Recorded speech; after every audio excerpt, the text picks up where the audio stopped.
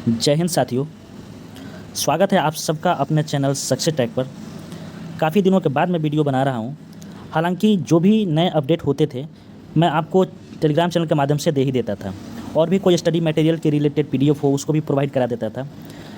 लेकिन मैक्सिमम जो कैंडिडेट हैं वो यूट्यूब से जुड़े हुए हैं, तो इस बात का मुझे रियलाइज़ हुआ कि मुझे यूट्यूब पर कंटिन्यू रहना चाहिए। भले भी कितना भी पर्सनल लाइफ या फिर ड्यूटी में आदमी व्यस्त हो, कुछ समय आपको आप सभी के लिए मुझे निकालना चाहिए। इसलिए अब से मैं यूट्यूब पर कंटिन्यू रहूँगा। बस आप सभी से यही रिक्वेस्ट है कि जैसे आप सब इस चैनल को हमको पहले प्यार देते थे वैसे आगे भी बनाए रखेंगे। तो चलिए इस वीडियो के माध्यम से मैं आप सभी को बता दूं कि बिहार पुलिस का जो 21,391 पदों पर नई भर्ती आई थी, जिसका एक बार एग्ज़ाम भी कंडक्ट कराया जा चुका है, जो कि पेपर लीक होने की वजह से कैंसिल करके आगे पोस्टपोन कर दिया गया था और अभी तक नहीं हुआ। तो आखिर इसका एग्ज़ाम कब होगा? बहुत सारे कैंडिडेट का ये डाउट आ रहा था कि सर इसका एग्ज़ाम आखिर आयोग द्वारा क्यों नहीं कराई जा रही है और इसका कारण क्या है। तो बेसिकली इस वीडियो के माध्यम से मैं आपको यही बताऊंगा कि क्यों नहीं कंडक्ट अभी तक कराई गई और आखिर इसका एग्जाम कब तक होगा। जो भी सोर्सेज के माध्यम से मुझे अपडेट मिला है मैं आपको इस वीडियो के माध्यम से बताने वाला हूं। साथ ही साथ बहुत सारे कैंडिडेट का ये भी डाउट था कि सर इसका जो सिलेबस है क्या उसमें भी चेंजेस होंगे, क्या इसका पैटर्न भी बदल जाएगा। तो सब कुछ मैं आपको इस वीडियो के माध्यम से क्लियर करने वाला हूँ। बस आप लोग इस वीडियो को शुरू से लेकर अंत तक देखिए, और बहुत दिनों के बाद मैं वीडियो बना रहा हूँ तो प्लीज़ वीडियो को लाइक भी कर दीजिए, ठीक ना। तो चलिए सबसे पहले हम लोग बात करते हैं कि इसका एग्ज़ाम कब होगा, यानी एग्ज़ाम डेट के बारे में, यानी 21,391 पोस्ट का एग्ज़ाम कब होगा। तो जो सोर्सेज के माध्यम से मुझे जानकारी मिला है वो ये है कि इसका एग्ज़ाम जो है वो जून महीने के लास्ट वीक या फिर जुलाई महीने में कंडक्ट कराया जाएगा, और मोस्ट प्रोबेबली है कि इसका जो एग्ज़ाम है वो जुलाई महीने में करा लिया जाएगा, या ऐसा भी हो सकता है कि जून के जो लास्ट वीक का संडे पड़ रहा है वहाँ से शुरू किया जाए, लेकिन जुलाई तक आपका जो एग्ज़ाम है वो करा ही लिया जाएगा। ये ऑथेंटिक मैं आपको अपडेट दे रहा हूँ, ठीक। तो जो भी कैंडिडेट पहले यही जानने के लिए इस वीडियो को देख रहे हैं कि इसका एग्ज़ाम कब तक होगा, तो आप अपना तैयारी जुलाई महीने मानकर चलिए। जुलाई महीने में आपका एग्ज़ाम कंडक्ट करा लिया जाएगा, और आपको पता ही है कि एग्ज़ाम जो होता है संडे को होता है, तो 3 या 4 संडे में आप इसका एग्ज़ाम हो जाएगा, ठीक। चलिए अब बात करते हैं कि आखिर क्या कारण है कि इसका एग्ज़ाम अभी तक नहीं हुआ, और ये सारे कारण मैं आपको ऑथेंटिक बताने वाला हूँ, बस आप लोग समझिए ये बात को। तो सबसे पहले हम कारण जानते हैं कि आखिर इसका एग्ज़ाम डिले का क्या कारण है, डिले होने का कारण क्या है। तो देखिए इसका कारण 2 है, कारण इसका 2 है। पहला ये है कि जैसा कि आपको पता है कि पेपर लीक हो गया था तो जाँच हो रहा था, और अभी भी जाँच चल रहा है। तो जांच बहुत ही ज़रूरी है। अगर जांच नहीं होगा तो पहले जो पेपर लीक हुआ है हो सकता है अगर वो न पकड़े जाए तो आगे एग्ज़ाम होगा उसमें फिर से धांधली हो जाएगा। तो जांच तो ज़रूरी है, इस वजह से भी आपका पेपर डिले हो रहा है। और आपको पता होना चाहिए कि जो इसका जो जांच है वो लास्ट स्टेज पे है। कुछ दिनों पहले आपको पेपर में ये देखने को मिला भी होगा कि जो चेयरमैन पहले थे, पूर्व चेयरमैन सीएसबीसी के, उनसे भी पूछताछ किया जा रहा है।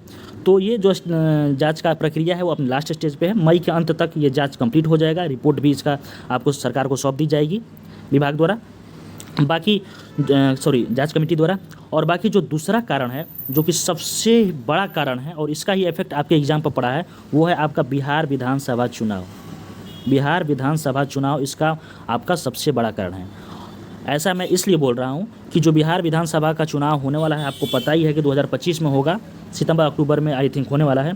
उससे पहले एक और आपको वैकेंसी बिहार पुलिस को देखने को मिलेगी।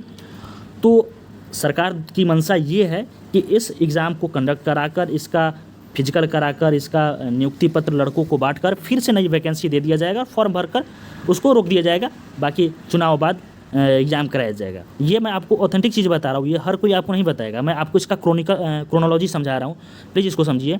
जैसे कि मैं आपको जैसे बताया हूँ अपडेट के माध्यम से कि इसका जो एग्ज़ाम है वो जुलाई महीने तक होगा, ठीक ना, मान के चलिए जुलाई में होगा। तो जुलाई महीने में इसका एग्ज़ाम कंडक्ट करा लिया जाएगा। तो फिर इसके 2-3 महीने बाद आपका इसका रिजल्ट आएगा, यानी नवंबर दिसंबर में इसका मोस्ट प्रोबेबली चांसेस है कि रिजल्ट आएगा, नवंबर ही मान के चलिए, इसलिए कि अगस्त सितंबर अक्टूबर 3 महीने बाद इसका डिले होता ही है। 21,391 पद है, बहुत सारे कैंडिडेट फॉर्म भरे हैं, तो ऑफलाइन पेपर देंगे तो डिले होगा ही इसका रिजल्ट बनाने में। तो नवंबर दिसंबर में इसका रिजल्ट आएगा। उसके बाद इसका फिजिकल आपको फरवरी मार्च में कंडक्ट करा दिया जाएगा। फिजिकल में समय लगता ही है, काफ़ी कैंडिडेट रहते हैं। फरवरी मार्च में जब इसका फिजिकल हो जाएगा तो इसका जो फाइनल मेरिट है बबुआ, वो आपको कब जारी किया जाएगा? जुलाई अगस्त में जारी किया जाएगा। और जुलाई अगस्त में जब फाइनल मेरिट जारी होगा तो जस्ट उसके बाद 10 दिन बाद, 1 महीने बाद आपका मान के चलिए कि सितंबर के करीब आपको नई वैकेंसी देखने को मिल जाएगी। जैसे कि आपको 2020 में आपको देखने को यदि आप सबको याद होगा बिहार दरोगा का देखने को मिला होगा। तो यही क्रोनोलॉजी आपको मैं समझाने का कोशिश कर रहा था और यही होने वाला भी है। तो मैं कंक्लूजन आपको बता दूं, इतना आपको टेंशन नहीं लेना है। कंक्लूजन ये है कि यदि आप 21,391 पदों के लिए फॉर्म फिलअप किए हैं और उसकी तैयारी कर रहे हैं तो आपके पास 2 से ढाई महीना समय है। 2 से ढाई महीना समय है। इस बचे हुए समय को आप यूटिलाइज़ कीजिए। एक बात अपने दिमाग में रखिए, समय आपके लिए जो मिल रहा है वो बाकी सभी लड़कों के लिए मिल रहा है। तो कुछ ऐसे लड़के हैं जो इस समय को फालतू समझकर वेस्ट कर रहे हैं, कुछ ऐसे भी लड़के हैं जो इस समय को वो अपना जो कमजोरियां बच गई थी उनको मजबूत करने में लगा रहे होंगे और आपसे आगे निकल जाएंगे। इसलिए आप लोग पढ़ाई पर फोकस कीजिए। जितना समय है यही समझिए कि आपका ये लास्ट एग्ज़ाम है, उसको समझकर पढ़िए। भले 1 महीना देर हो, 2 महीना देर हो, जब भी एग्ज़ाम हो इस एग्ज़ाम को निकालेंगे, फिजिकल निकालेंगे और बिहार पुलिस का वर्दी हमको धारण करना है। यही सोचकर आप तैयारी कीजिए। मात्र 2 से ढाई महीने आपके पास समय बचा हुआ है। ठीक। अब कुछ लड़कों का ये भी डाउट था कि सर एग्ज़ाम के सिलेबस में क्या चेंज होगी, पैटर्न क्या चेंज हो जाएगा एग्ज़ाम पैटर्न। तो देखिए एग्ज़ाम का पैटर्न तो चेंज नहीं होने वाला है। जो 100 क्वेश्चन पूछा जाएगा वैसे ही पूछा जाएगा, नेगेटिव मार्किंग की कोई चीज़ नहीं रहेगी। लेकिन सिलेबस में चेंज होने का चांसेस है। ठीक ना। चांसेस का अर्थ ये है कि सिलेबस 10th ही लेवल का रहेगा। मेरा कहने का मतलब आप समझिए कि चेयरमैन का न जाने कौन सा मंशा था कि कुछ ऐसे प्रश्न पूछे गए थे इस बार के पेपर में जो कि पेपर लीक हो गया था, वो मैं बता रहा हूँ, जो कांस्टेबल या फिर एसआई लेवल के लड़के तैयारी कर रहे हैं उनसे बनेंगे ही नहीं। ठीक ना। अब उसके पीछे का मैं कारण नहीं बता पाऊँगा या मैं नहीं जानता हूँ, यही आप समझ लो।